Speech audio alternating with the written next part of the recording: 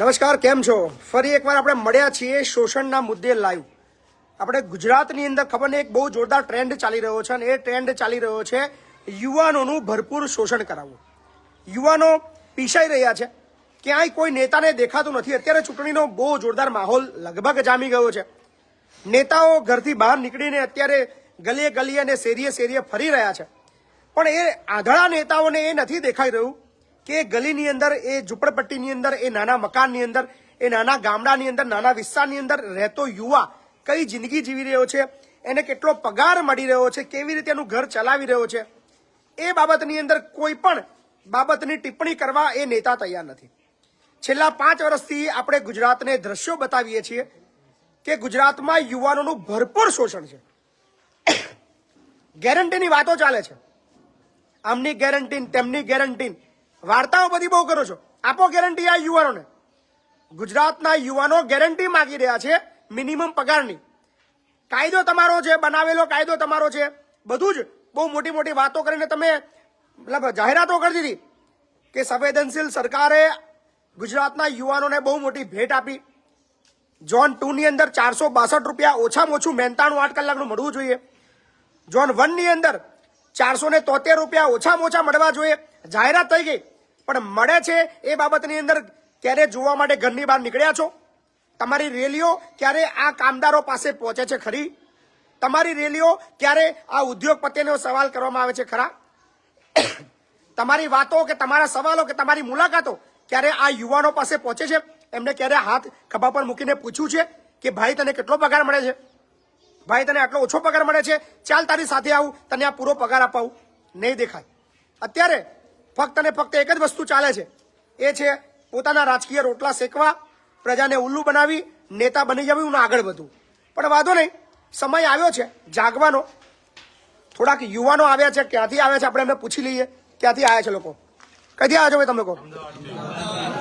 હા, અમદાવાદથી આવ્યા છો? તમે અમદાવાદ છો? બધા અમદાવાદના છો? તો પહેલામાં પહેલી મને એમ કહો, અમદાવાદથી અહીં શું કરવા આવ્યા છો? પહેલા મને એમ કહો. પગાર નહીં, પણ સેલેરી મારા આપવાની છે. મારે ત્યાં નોકરી કરી તમે લોકોએ? હા, ક્યાં નોકરી કરો છો? મેટ્રોમાં નોકરી કરતા હતા. એટલે તમારી એજન્સી નામ શું છે? Ultra model. હું હાઉસકીપિંગ સુપરવાઇઝર છું એસકેમાં. અમારી સેલરી 1.5 મહિનાથી થઈ નથી ને સેલરી માટે અમે કોલ કર્યો તો એ લોકો એમ કહે છે કે સેલરી હજી 10-15 દિવસ પછી થાય તો થાય, ને તો ના પણ થાય. એ લોકો પગાર તમને 1.5 મહિનાથી આપ્યો નથી. આ બધા જ મેટ્રોની અંદર કામ કરે છે એવું કહી રહ્યા છે આ લોકો. અને પગાર કેટલો છે તમારે, મારે એ જાણવું છે. 355 રૂપિયા હાજરી છે સુપરવાઇઝર. 355 રૂપિયા. કેટલો પગાર છે તમારો? તમારો 335 રૂપિયા. તમારો 355, 315, 335, 355, 335. શરમજનક આંકડા તમે જોઈ રહ્યા છો. આ કોઈ ન્યૂઝ ચેનલ તમને નહીં બતાવે. ફક્ત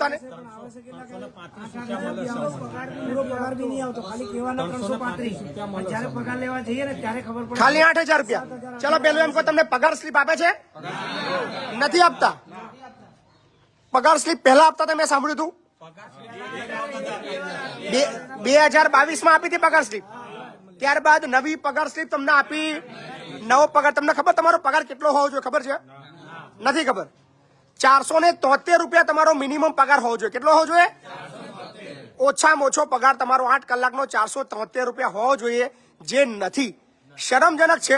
અમદાવાદના નેતાઓ ધ્યાન આપજો, સરકાર ધ્યાન આપજો કે તમે મોટી મોટી વાતો કરો છો ગેરંટીની, તો શોષણની પણ તમારી ગેરંટી છે. તમે જયારે ગેરંટી બોલો છો ત્યારે એની અંદર શોષણ શબ્દ ઉમેરી દેજો. યુવાનોના શોષણની ગેરંટી આ છે ગુજરાત સરકારની ગેરંટી. એમાં પણ પાછું 9 કલાક ડ્યુટી છે. એમાં પણ કઈ અર્જન્ટ કઈ ડીજીએમ કે એવું કોઈ આવે છે ને તો એ લોકો એમ કહે છે કે બ્રેક નહીં લેવાનો, તો પણ કન્ટિન્યુ કામ સ્ટાફ ઓછો કરી દીધો છે. આખું સ્ટેશન 4 કયા સ્ટેશન પર તમે લોકો કામ કરો છો? એપ્રિલ થી વસ્ત્રાલ ગામ. કેટલા સ્ટેશન આવે છે રસ્તામાં? એ 6 સ્ટેશન તમારે સાફ કરવાના. આવી રીતનું કામ હોય છે. આ રીતનું કામ છે તમારું, આખું સાફ સફાઈ કરવાનું બધું ટ્રેક ઉપર ઉભા રહીને. આ તો જોખમકારક છે જગ્યા. તો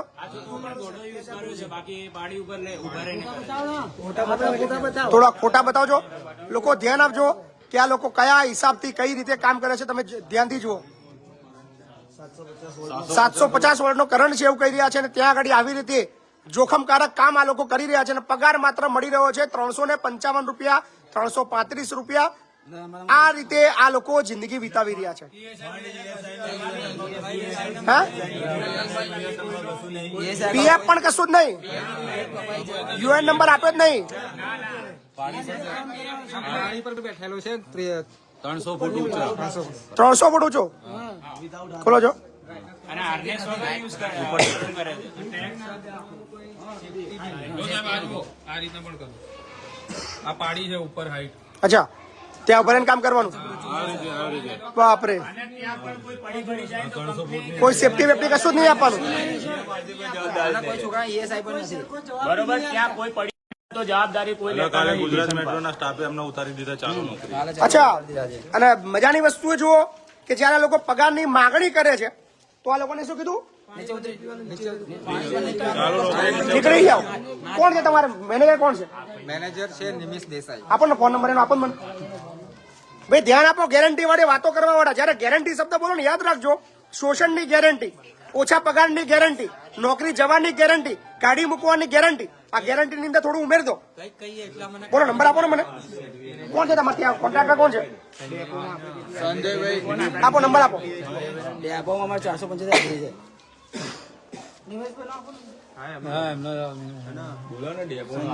ડેપોમાં 475 નામ છે ભાઈ? નામ શું છે? નિમિષ.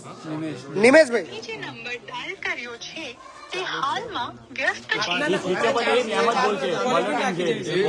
અચ્છા એવી ક્વોલિટી રાખે છે. અચ્છા, એવી ક્વોલિટી રાખે છે વ્યસ્ત વાળી. તમે જે નંબર ડાયલ કર્યો છે તે હાલમાં વ્યસ્ત છે.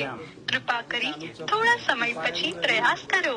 आपके द्वारा डायल किया गया नंबर अभी व्यस्त है. कृपया कुछ समय पश्चात प्रयास करें. The number you have dialed is currently busy.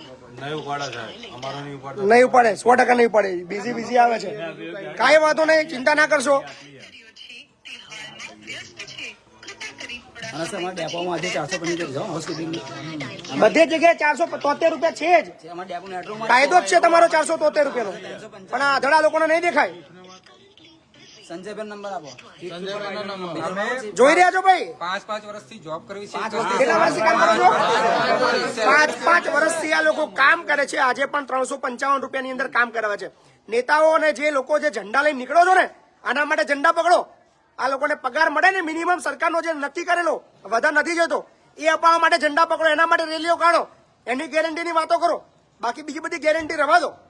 શરમ આવી રહી છે. પણ ચોક્કસ કહીએ છીએ જેટલા બી લોકો આવ્યા છે તમામ, શું ભાઈ નામ છે એનું?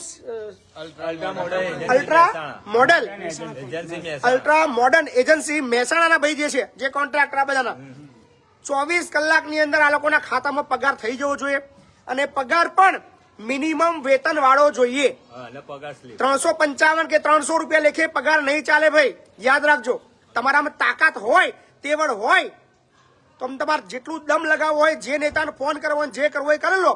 પણ આ વખતે એવા ઉઘાડા પાડીશું, કોઈ જગ્યાએ કોન્ટ્રાક્ટ લેવા લાયક નહીં રહો. શોષણ નહીં ચાલે.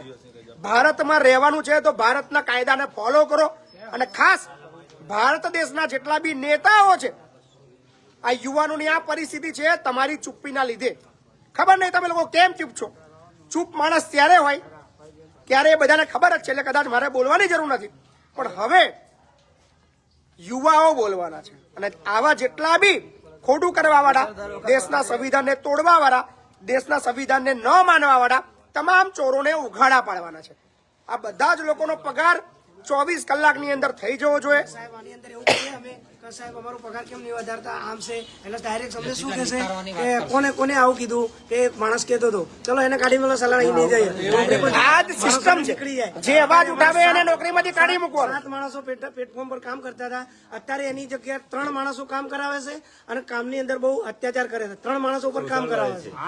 એસસી પણ એમ કે છે કે શોષણની ગેરંટી, અત્યાચારની ગેરંટી, નોકરીમાંથી કાઢી મૂકવાની ગેરંટી, ઓછા પગારની ગેરંટી, પીએફ નહીં આપવાની ગેરંટી, બોનસ નહીં આપવાની ગેરંટી, પગાર સ્લીપ નહીં આપવાની ગેરંટી, ગમે ત્યારે નોકરી જવાની ગેરંટી. આ બધી ગેરંટી આ સરકારની અંદર છે. બોલજો ગેરંટી. અને CM આરસી પાસે બી છે કે માણસ ઓછા કર્યા ના કરે અમારી પ્રોબ્લેમ નથી, એમને તો કામથી મતલબ છે.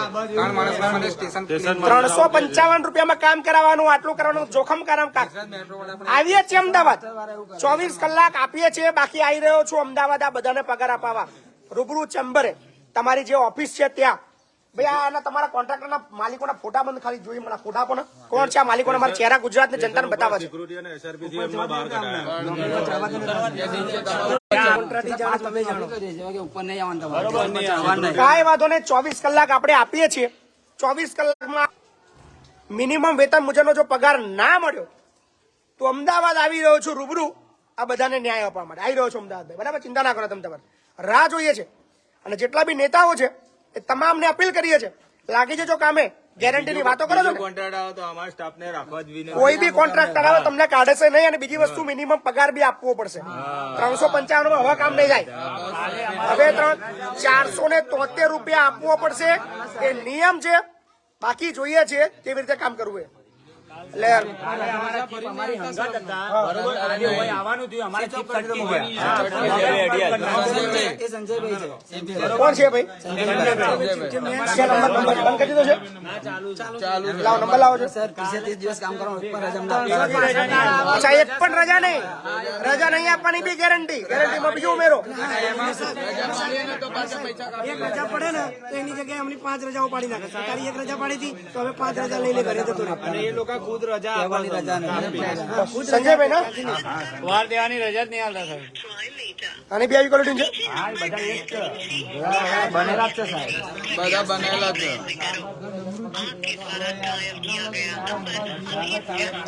कृपया कुछ समय पश्चात प्रयास करें.